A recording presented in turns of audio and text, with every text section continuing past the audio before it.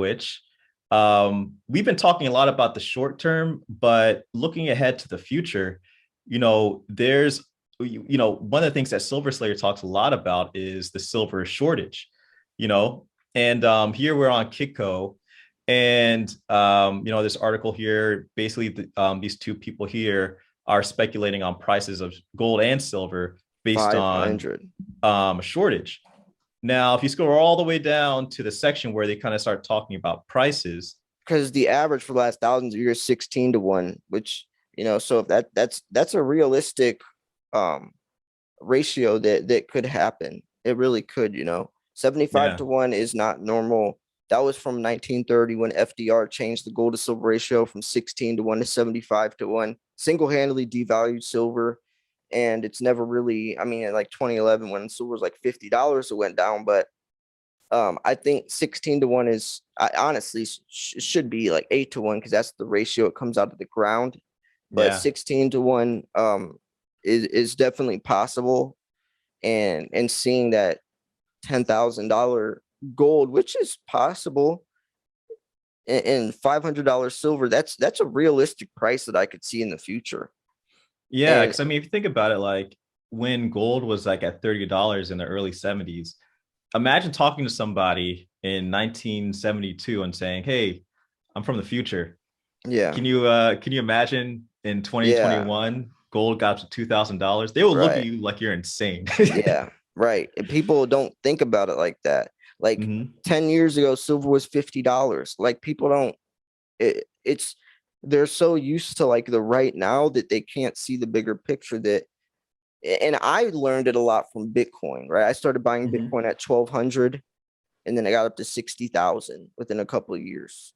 Like that Yeah, showed me that at a very, in a very, tight knit space, that just because something is this right now, you can't always just assume or put yourself in that box that the price can't do this or it's too good to be true, because it is, and it makes sense as well.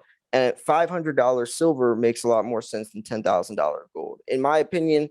When hmm, silver's $500, gold would probably be around 5,000, because silver has so much more opportunity where gold doesn't, because there's a shortage of silver.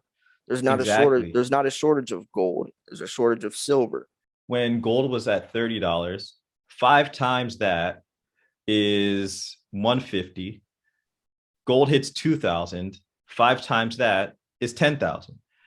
So it's like, Yeah. how long did it take gold to go from $30 to 150? I think it actually happened within the 70s, right? I think it did happen within that decade.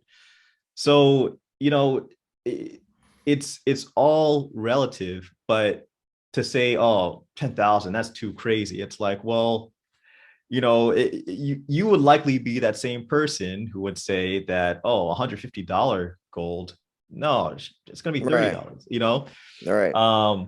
it's pretty wild. But I mean, like I said, with a shortage of supply, or I'm sorry, like you said, with a shortage of supply, and going back to how more and more people are telling more and more people about silver, it's going to increase investment demand. So once we start looking at those Silver Institute graphs that they always release every year, I'll be curious to see how much investment Yeah. demand increases.